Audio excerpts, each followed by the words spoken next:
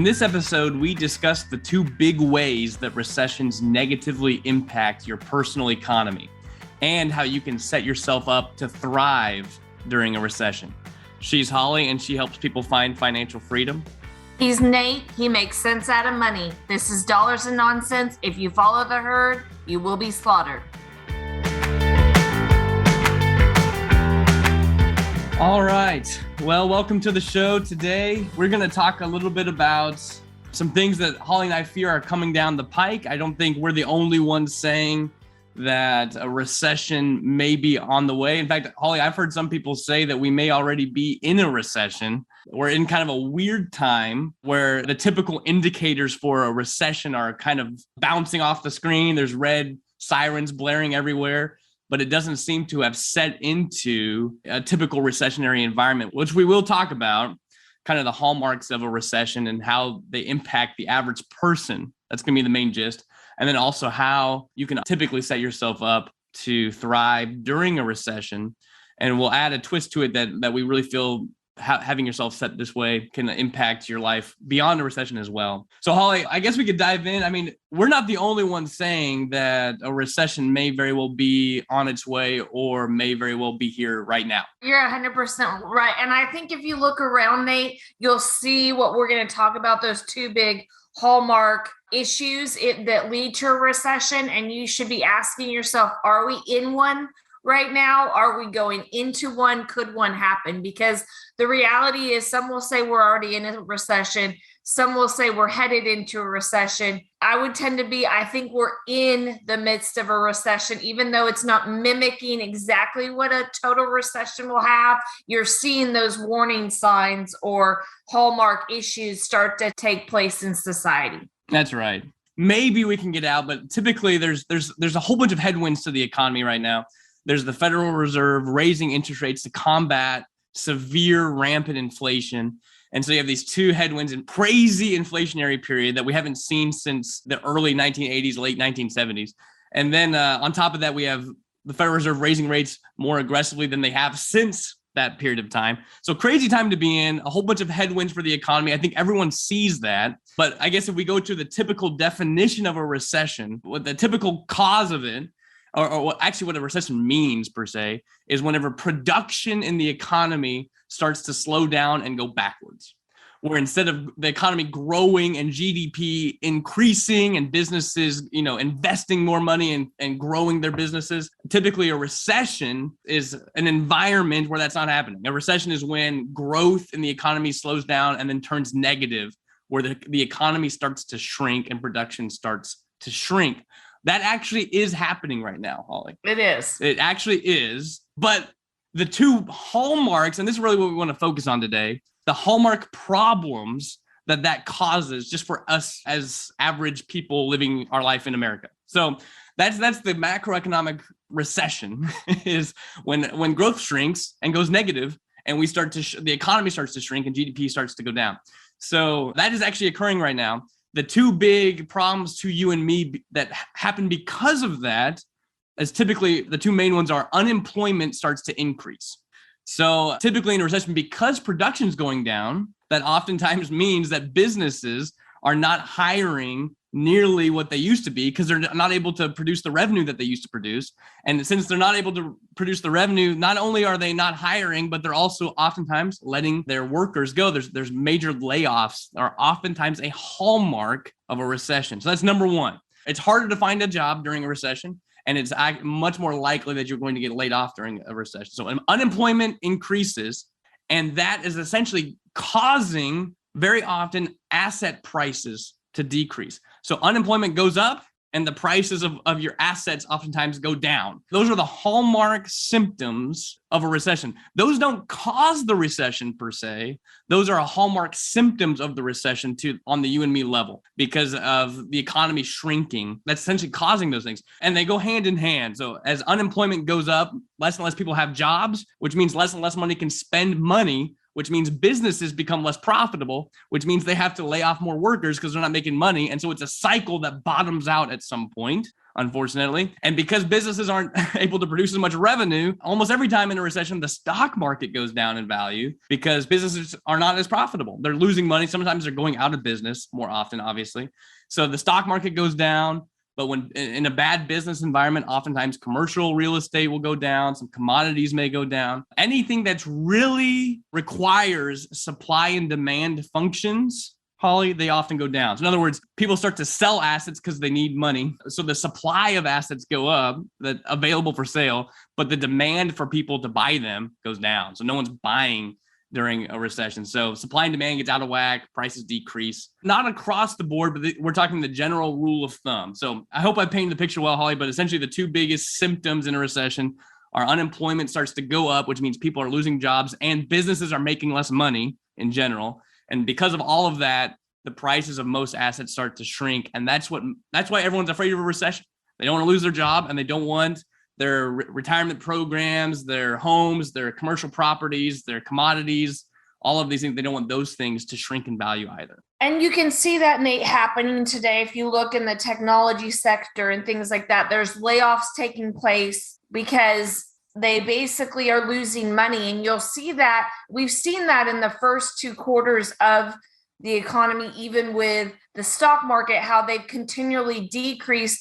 Entities and companies that were really big, and we're talking like Apple and Microsoft and all these technology-based companies where their stock, Netflix, different stocks are now going down and decreasing, but it's a direct result of the layoffs that have been taking place as well across the board because people tighten the purse strings. So you start fearing you're going to lose your job, so you don't put money back into the economy because you're saving that money in order to prevent, if something happens in the future, to have money to be able to use. So the reality is it's a cycle that eventually it does have to bottom out because you can't continue the cycle or else nobody would have any jobs and there'd be no money and there'd be nowhere to purchase anything because nobody would be producing anything. At some point, assets get low enough, wages get low enough that things start to turn around. It's never a never-ending recession for the most part. But the one thing that kind of makes people wonder, are we actually in a recession or not, is because unemployment is still actually extremely low. The job market is still super tight. If that starts to turn around, then we are guaranteed that we will enter a recession. And I assume the cycle will start to fly more aggressively than it already has in a lot of ways. So the only thing that's kind of keeping us where we may or may not be in a recession right now, the economy is shrinking. We know that, which would typically say we're in a recession, but right now unemployment is still at historically low levels. But you are seeing it, as Holly brought up too. You're seeing it. There are layoffs happening, but the job market is still super hot. So I guess if we want to keep plowing ahead, these are the big problems in a recession. Yep. And so the whole point of the show, though, is to say, how can we thrive in a recession? And there's conventional wisdom for this. Most people would say that cash is king during a recession.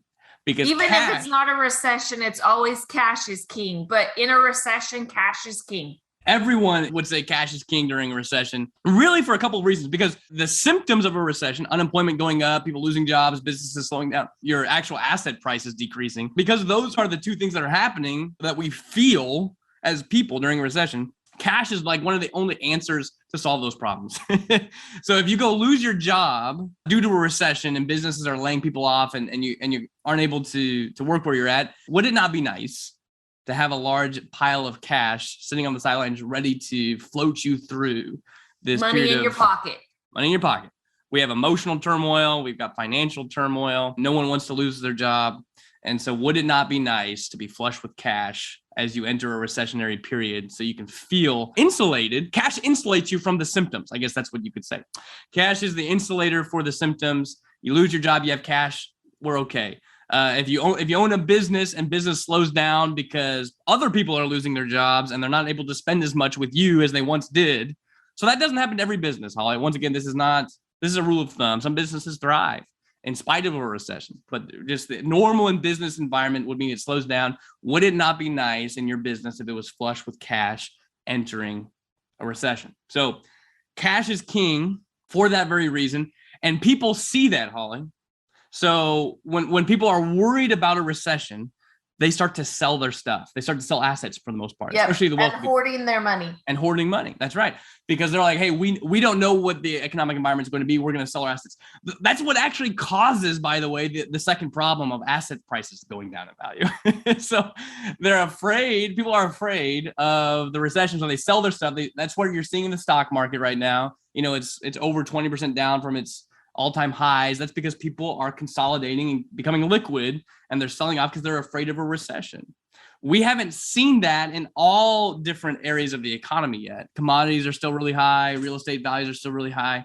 But that's because we haven't hit the unemployment phase of the recession yet, if it's going to happen. That's when those things would start to be really a concern.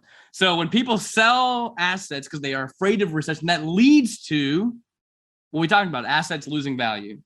So whether it's stocks, which we've already seen, commodities, which have a long way to go down, by the way, due to the crazy inflationary environment that we're in, commercial real estate as well. That would be something that during a recession can cause some downturns in commercial real estate. It doesn't have to, but it can, because there may be less businesses looking to lease space from commercial properties and so forth. So these assets can lose their value. And that's why people also say it's great to have cash during a recession, because we're going to jump in and buy all these things that everyone else is selling at deep losses. We're going to go buy them for cheap. And so that's why you have people like Robert Kiyosaki and other people saying, hey, they're excited for the next recession because they know that there's going to be a whole bunch of really cheap assets available for sale that are going to be really valuable, but people are having to offload them because they can't make the payments on it and all these different things. So there's huge opportunity for people who have cash during a recession. Yeah, because you can buy the assets. You can buy the assets for cheap. Reduce prices. I mean, it's the vicious cycle. They have to sell it in order to get cash. You have cash, so you're able to buy it at a very reduced rate, and it benefits you because you got the asset cheap. That's right. And then the recession is going to end, and things are going to get better. So this is why people say cash is king. The problem is it's a bit of a gamble because nobody really knows when the top of the market is and when the bottom of the market is. So if we understand that cash is nice to have during a recession because it insulates you from unemployment going up, business slowing down, and also insulates you from asset prices going down and gives you the ability to buy cheap assets when they do go down, that's all great. The problem is cash typically sucks at almost all times, unless you're in a recession. That's the biggest problem. That if you're sitting on cash and you end up not getting into the recession, or you end up not losing your job, and you end up sitting on the sidelines for too long, if all you have is money sitting in a bank account or a money market, this is what people are trying to do. They're trying to get cash in, but they're worried that if they do that, then they're going to miss out on a whole bunch of gains if they miss out on these opportunities by just sitting on cash. So the problem is cash sucks at all times, pretty much unless you're in a recession. I mean, cash can be nice to have at some level, but certainly not at the recessionary level. So that's really where I believe the solution, which, believe it or not, I think we'll talk about infinite banking again today, Holly, for those of you listening. Yes, absolutely, though. That the solution for this problem truly is the infinite banking concept, using dividend paying whole life policies as your cash reservoir at all times. Because I believe that the solution of infinite banking can actually allow you to thrive. There is no other asset in the world quite like whole life insurance during a recession. It's the only asset in the world that has never gone down in value ever, especially during recessionary times. It's the only asset that exists like this. It's this one of a kind thing that never has yet to have any issues in any of the recessionary environments that we've been in or depressions that we've been in. And it allows you to have complete liquid control of all of your money, just like cash would, which will allow you to insulate yourself from the symptoms of a recession, the unemployment going up, the assets going down, the price of assets going down. It is unaffected by any of that happening. And it can help you buy through that. It can also help you purchase cheap assets when they become for sale at deep discounts. But Holly, it's actually not something that sucks to own if you're not in a recession. You can do great during a recession, and the growth of the policies are very competitive even if you're not in a recession. So it's a win-win situation, which is why we love it so much. It is cash. It's just in a policy, and it's your cash value, Nate, that you're able to use if you go into a recession You can access it if you lose your job. You can access it to buy assets. But the other thing is that if you don't go into a recession, you didn't have to pull the cash out and it continued to grow in the policy, whether you had to take the cash out to float yourself during the recession or to buy assets.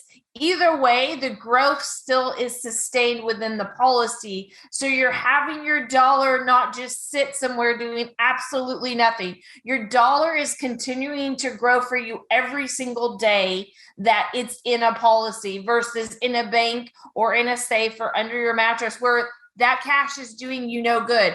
And here's the thing, once you spend it from the safe or that, it's gone. When you've used it from your cash value of your policy and you've borrowed it out, it's still earning interest. So it's doing more than that. And you've made money now. Like you're making money buying assets or floating yourself. The money is still compounding uninterrupted tax-free. And that's why Nate and I, like the infinite banking concept, I think is one of the only ways, if not the only way, during a recession to thrive. If you don't have it, in my opinion, you can't thrive. You're either going to buy the asset at a reduced price, and yes, you have to wait for the recession to go away, and then you can maybe sell it or offload it. But once again, that money's gone. It didn't do anything for you, Nate. You spent it, it's gone, and all you do is have the asset, or you kept your money to float yourself during the recession, and you had to spend the money. And once you come out of the recession, you start to work again. All the money that you spent during that time that you just had to yourself or in your bank didn't do any good other than it floated you, but basically that's all it did. Yeah, it can't actually help you become richer. Is the money in your bank account losing value instead of growing? Are inflation and taxes going to get better or worse? Conventional banking makes the bank rich using your money and pays you little to nothing in return. We believe in challenging the status quo. After all, most of those conventional tools only seem to make someone else rich. Let us show you how to beat the banks and inflation. Visit livingwealth.com/beatinflation. You'll receive instant access to what we call the beginner's course. This in-depth and easy-to-follow course teaches people how to create and profit from infinite banking. You can become debt-free, in control, and achieve financial security and significance. Stop letting the banks and Wall Street dictate your financial future. Go to livingwealth.com/beatinflation today to instantly receive free, no-obligation access to this priceless course on infinite banking. Again, that's livingwealth.com/beatinflation. Now back to Nate and Holly. We've talked about this concept kind of before, Holly, that there's just something about living life, if I want to use a term, being like well capitalized. Banks are already storing capital in this thing called BOLI, or bank-owned life insurance, at crazy levels, billions and billions of dollars, because they actually have to. They're regulated. They have to be very well capitalized to avoid any issues coming down the pipe. I think there's something about living life and practicing the becoming your own banker concept, where you're using that same tool and building up capital that's deployable and safe and is just rock solid in itself, and then offshooting for other asset purchases and investments from that place of being well capitalized. There's something about it that you really become almost impenetrable. Like there's just nothing can come your way that can really just destroy your situation, which is what a lot of times happens during a recession. People lose their jobs, they sell their assets at losses, and it just sucks all the way around. There's an insulation ability from policies that you can easily access that allows you to be well capitalized and ready to thrive during a recession, because you don't have to worry about, well, what happens if I lose my job? Well, if you have $100,000 of cash value or more, hopefully, sitting aside, ready to go, you won't be nearly as concerned as you could be, and certainly won't be as emotionally unstable event.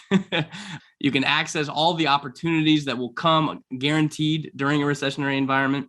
But even if you're not in one, you're able to still build wealth through the system at all times, good or bad. It's one of the few things that does that. It's really great. It's awesome during a recession, and it's awesome even if you're not in a recession. That can't be said for almost every other asset that exists. I don't know of of another asset that does this, Nate, that truly is an asset during a recession, whether you're not laid off, but you're buying assets, or whether you are laid off and you're trying to float yourself during that period of time. It literally is the only thing, in my opinion, that actually benefits you as the individual and the owner, like you and I. Like, some businesses are going to thrive, and I'm going to just say this, the wealthy are still going to be wealthy, but most recessions affect the middle to lower class in our cash flow and what we have to use. And this resource of infinite banking concept is the only thing that actually can sustain you and actually works for you as the owner. Like, that your dollar is able to do more than one thing. It's not just sitting there doing absolutely nothing or making somebody else rich.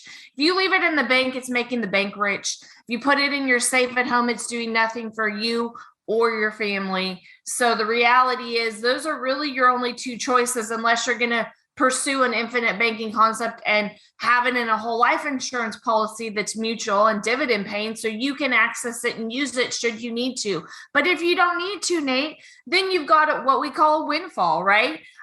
When you come out of the recession, if you didn't need to use it, you still have cash to buy stuff or do stuff with now and in the future. It will be far more capital than if you had just done it in a bank. And that just goes back to the very genesis of the infinite banking concept, which is mainly there is value to having capital deployable at all times. The problem is the only solution we knew about how to really have that exist was through banking. And the banking world is not set up to benefit its customers. It's set up to benefit the owners of the banks, which is mainly the guys over on Wall Street, which are manipulating the world as best they can to produce profit for them. The problem is you and me just get whatever breadcrumbs fall off the table when we deal with actual banks. So we understand that there's the banks produce a value to the world of being able to store up liquid capital that's accessible. The problem is they're just not very good at it. It's not a very good situation for you. The value is not very great. So if you can figure out a way to become your own banker and profit in the same way they can, then you can thrive whether you're in a recession or not. And we really believe that the answer to the biggest symptoms of a recession is found very nicely in becoming your own banker. There may be other ideas out there that are really great during a recession too.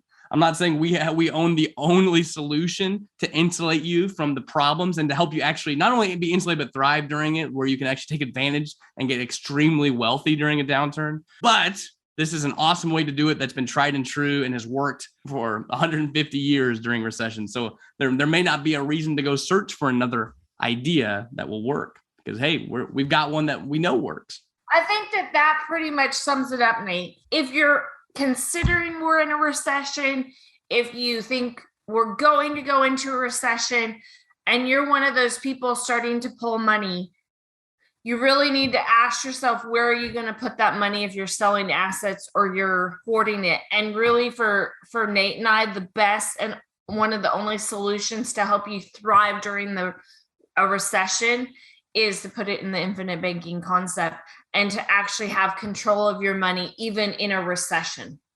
And I would say, I know this can always, we're pretty biased, Holly. I think we can agree with that. We're a little biased. We're putting huge amounts of premium into policies and we're loving it the whole way. And we're in the business of coaching other people how to do exactly what we're doing. So I understand that we're biased, but I am saying see through our bias to understand the reality of what we're saying. That if there is a different solution that you think insulates people from recessions in the same way, you should really tell us. We're not blind by our bias. We're happy to learn new ideas. All we are saying, though, is that the solution that we've been practicing collectively, me for about 10 years, Holly for even longer than myself. You go way back to the 80s when Nelson Nash, who created the concept, started to practice it. And then you go even further back with everyone who's been using life insurance for centuries. All this to say, it works great whether or not you're biased or not.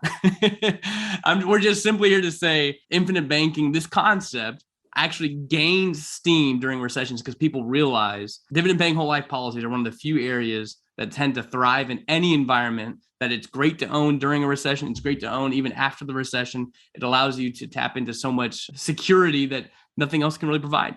So see through our biases and take our word for what it really is saying to us, that there's two big problems in recessions. The hallmark problems are the symptoms of a recession to you and me. Unemployment goes up, asset prices go down. We are worried about losing our jobs. We're also worried about losing the value of all the assets we built up. So we panic, we sell out, we go to cash because everyone knows cash is king during a recession. So that if we lose our job, we can float it through. And if other people start selling their stuff, then we can buy in it at a fire sale price. The problem is cash sucks all the time, except for during a recession. So enter infinite banking, one of the only solutions we know of that allows you to insulate yourself and profit during a recession and thrive during a recession, just like a typical cash position. However, it's also far more beneficial even after the recession to continue having capital built up in the system. Well, thanks for joining us today, everyone. This has been Dollars and Nonsense. If you follow the herd, you will get slaughtered. For free transcripts and resources, please visit livingwealth.com/E151. Listeners, one last thing before you go. Start your journey towards financial security and wealth today. Visit livingwealth.com/beatinflation. You'll gain instant free access to the beginner's course Ray, Nate, and Holly made just for you. Again, that's livingwealth.com/beatinflation.